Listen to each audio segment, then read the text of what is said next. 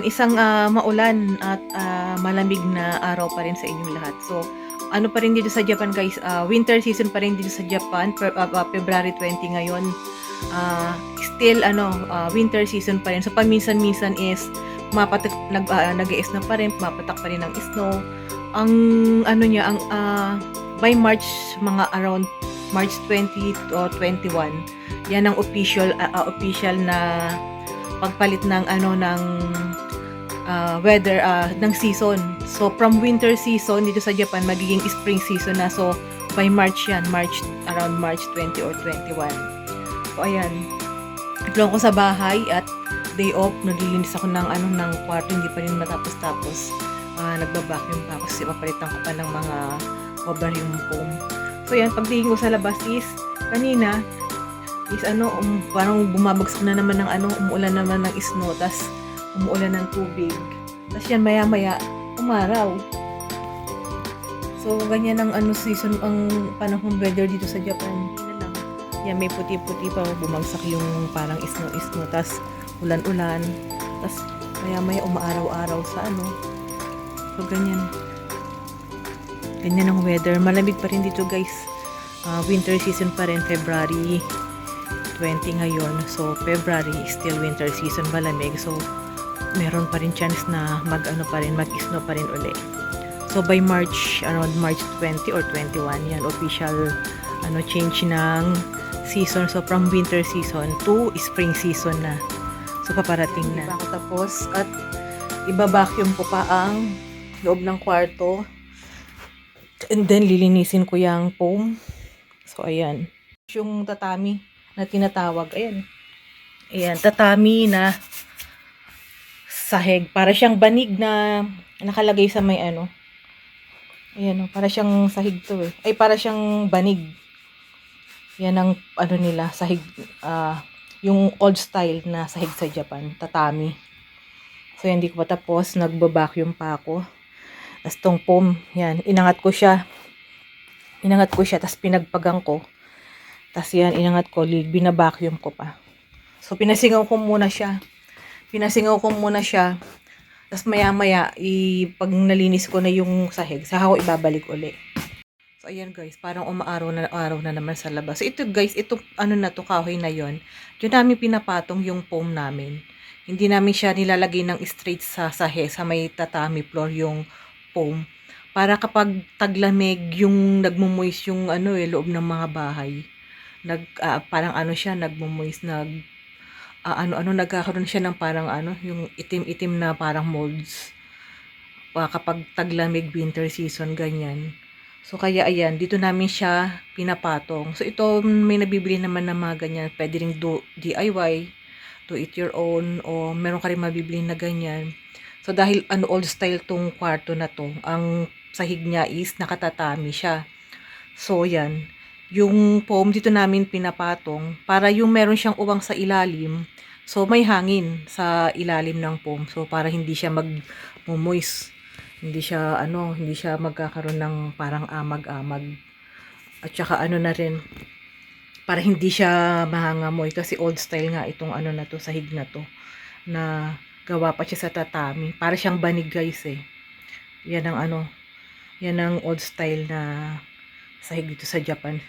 Tapos rin pag ganito rin ang sahig mo. Tsaka kasi ang bahay dito is gawa sa kahoy. So para silang may tinatawag na dani. Para surot yata. Surot sa dito sa mga bahay-bahay dito sa Japan. Parang yun ang surot nila.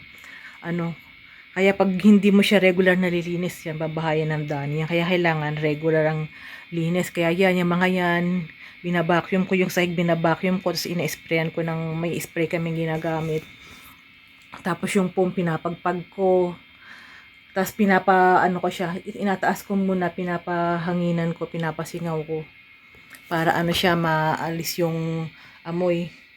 Tapos ina-sprayan ko siya. Kailangan talaga regular ang linis. Kasi ang ganitong klaseng old style to eh. Ang mga bahay ngayon sa Japan na rin eh, modern, yung mga modern na style, ibang material na rin yung mga gamit nila. More on mga wood pa rin ang talagang gawa pa rin talaga sa kahoy yung mga bahay dito. Pero more on more on modern style, mga siguro laminated wood na ganun na. Dahil ito ngayon, tatami yung, ayan, nag-vacuum pa ako, tatami yung, pero maganda to guys, ha? Kasi pwede ka namang pwede ka nang straight dito, ano lang, koton, yung makapal na parang kumot. Yan, pwede ka nang humiga dito eh. Kahit wala ka ng pum, okay lang naman eh. Maganda nga siya, straight. Parang maglalatag ka lang ng makapal na bedsheet, okay na yan eh. Yun talaga ang ano yan eh. Kasi ito ano to eh, pwede kang ano na straight na matulog o humiga or umupo straight dito. Mag-aano ka lang na mga makakapal na parang kumot. Ano na pag taglamig. So ano rin to guys, yung ganitong klaseng floor. Ano rin siya, maganda rin, comfortable din. Old style nga lang. Yung mga modern style na house, hindi na ganito yata. Hindi na sila gumagamit. More on wood na lang ang sahig. So ito, yung foam namin na yan, hindi namin nilalagay ng straight para pag taglamig, kasi magmumoy siya para siyang nagkakaroon ng ano-ano, ng mga itim-itim na mold. So ito, yan ang gamit namin. Dito namin siya pinapatong. Yan. Yan. Dito namin para yung merong uwang yung sa sa may uwang ng konti yung dito sa ilalim. Para may pumapasok na hangin, tsaka hindi rin siya masyadong ano ng amoy. So yan, regular kong nililinis na vacuum, regular siyang nililinis, pinupunasan, das na may pinang-spray kami dyan. Aside sa vacuum, binabacuum ko yung side, das pinupunasan ko siya ng tela. Ito ang aking mga panglinis. So ito lang yung gamit namin sa mga damit, sa mga agi, ginagamit din namin to eh. Itong pang-spray na to. Tapos ito naman, pang pagpagpag yan sa may foam para maalis yung mga alikabok. Tapos ito, yung lint brush. Yan, para panglinis sa mga himulmul, mga buhok-buhok, mga alikabok. So, ayan ang gamit ko. Itong tatlo na to, pang spray. Itong pang pagpag na gawa sa plastic to. Nabibili to sa mga hack and shop. Tapos itong lint brush. Yan, makakabili ka rin yan sa mga hack and shop. So, ito yung panglinis ko. So, katulad nito guys, ito yung aming foam. So, itong pangpagpag na to, matigas to, wag gawa siya sa plastic yan. So, yan, pinapagpagpagpag ko yan, yan. Ganyan ang style dito. Pang-alis ng alikabok, pinapagpagpagpag. So, yan. Ayan. Papagpagpagpag mo siya. Yan. Ganyan, para maalis yung alikabok. So, ayan. Nabibili to sa One-Hacken lang nga to eh. Sa 100 yen shop. So, ayan o. Yan ang pinapagpagpag namin. Tapos, ito naman ang lint brush. Ito, sa 100 yen store lang din. Namin siya binili. Ang purpose niya guys, diba? Yan. Ito, malagkit yan. Natatanggal niya yung mga hibulmul, mga dumi-dumi, mga buhok-buhok. Mga nakakatanggal din ng nakakatanggal din yan ng mga alikabok. So, yan o. Lint brush. Ayan o. Tanggal niya yung mga dumi-dumi na nakakabit sa foam. Ito naman ang aming spray. Ayan o. Pwede siya. Ayan o. Pwede siya sa mga sa damit, sa mga sopa, sa mga unan. Yan o. Sa mga curtains, sa mga coats, sa mga damit. Yan. Yan sa mga bedsheet. Kaya spray-sprayan lang natin yan, ganyan. Spray-sprayan lang natin siya yan. Parang antibacterial. Mga curtain, yan sa mga jacket. So, ganyan ang aking style kapag naglilinis ako ng kwarto. So, yan. Tinataas ko lahat. Ang bigat pa naman ng foam na yan. Tinataas ko. Tapos yan, papahanginan ko siya. Babacuum ko, lilinisin ko. Tapos yan, ipapagpagang ko. Lint brush. Gagamitan ko ng roller lint brush. Tapos spray siya ng parang antibacterial. So, yan. Medyo matagal-tagal rin. So, mabusisi rin.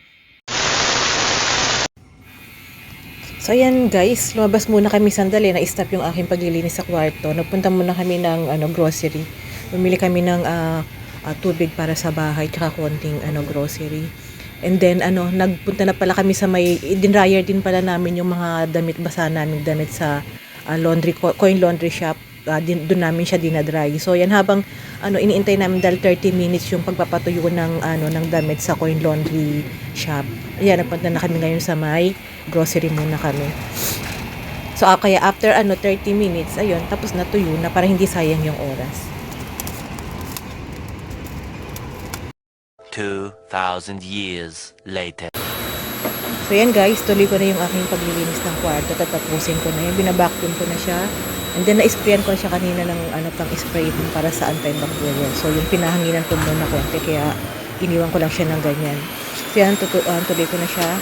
Pagtapos vacuum yan, ibabalik ko na yung kahoy na patungan ng foam. Tapos ilalatag ko na yung foam. And then papalitan ko siya ng cobre kama, yung mga pillowcase. Yan, ganyan lang ang aking style. Pero kailangan regular siya. Kasi maalikabok siya pag hindi mo lang, 1 week mo lang siya na hindi malinis, ang alikabok na niya. So kaya yan, kailangan regular yung paglilinis ng kwarto. Itong tinatawag na tatami room dito sa Japan. Old style na siya na kwarto. Tatami room style.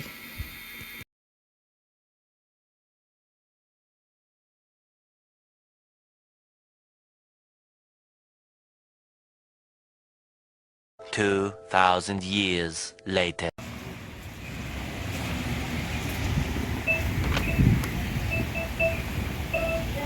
So yun guys, nag-i-snow na naman. Akala ko tapos na, hindi pa pala. May pahabol pa.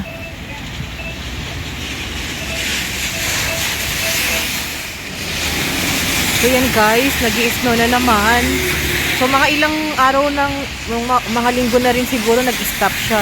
Kasi ngayon, nag-snow na naman. Akala ko na siya, stop na. Meron pa palang pahabol.